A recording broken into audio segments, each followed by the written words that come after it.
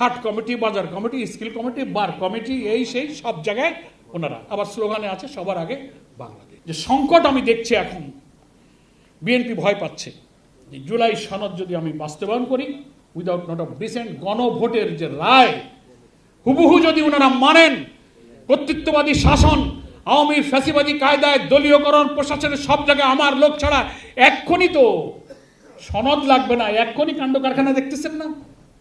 জেলা পরিষদ, কর্পোরেশন, পৌরসভা, বিশ্ববিদ্যালয়, নানান উন্নয়ন অথরিটিতে সব নিয়োগ, বলে সবার আগে বাংলাদেশ। এখন দেখি সবার আগে বিএনপি। এত বড় একটা ভোট আপনারা করলেন, ইঞ্জিনিয়ারিং ম্যানিপুলেশনের দিকে নাই গেলাম, কষ্ট নিয়ে আমরা সব মেনে নিয়েছি। তো এসব জায়গায় যখন আপনি পলিটিক্যাল অ্যাপয়েন্টমেন্ট দিলেন, তো বিএনপি ছাড়া কি আর একটা লোক অন্য দলের পাইলেন না? দিয়ে বুঝাতে পারতেন যে বাবা আমরা 10টা দিচ্ছি, তোমার একটা দিচ্ছি। এই নাকি সবার আগে বাংলাদেশ।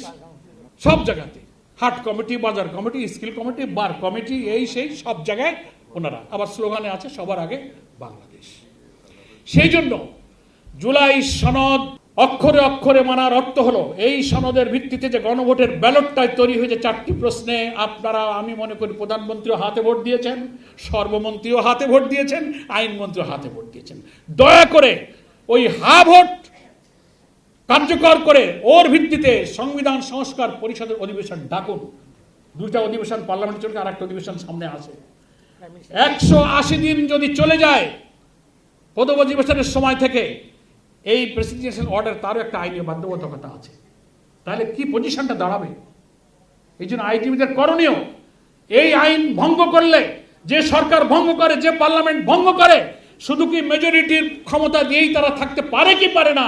আমি মনে করি আইন আদালতে আপনার এই লড়াইটা, আমরা যেমন সংসদে লড়াই করছি, রাজপথে লড়াই করছি, আপনার আইনি অঙ্গনে আপনারা লড়াইটা চালিয়ে যান। আপনার লড়াইটা চালিয়ে, এটা আপনাদের করণীয়।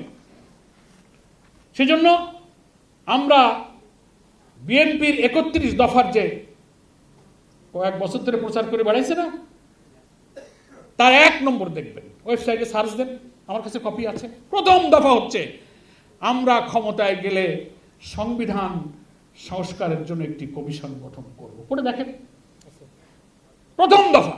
এখন বলে না সংস্কার হবে না, সংশোধন হবে। এটা দ্বিচারিতা হলো না? এটা কি ইমানদারি হলো? 31 দফায় বললেন সংস্কার করবেন, ক্ষমতায় গিয়ে বললেন যে না এটা সংশোধন হবে। আর এখন আমাদের বলে ভাই কমিটি যখন একটা হয়েছে তোমরা ওখানে লোক দাও। ওরা 12 জন দিছে আর 5 জন চায় আমাদের কাছে, আমাদের মানে বিরোধী দলের কাছে। আমির জামাত অর্থাৎ লিডার অপোজিশন পরিষ্কার করে বলেছেন শুধু কমিটিতে লোক দেওয়া নয়, কনসেপচুয়ালি আমরা এই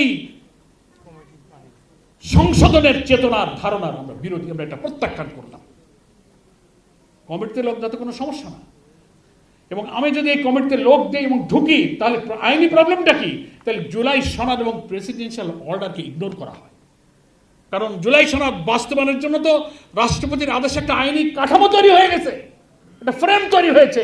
সেই ফ্রেম হলো আপনি সংবিধান সংস্কার পরিষদের অধিবেশন ডাকবেন, শপথ নেবেন, 180 দিনের মধ্যে সেটা কার্যকর করবেন।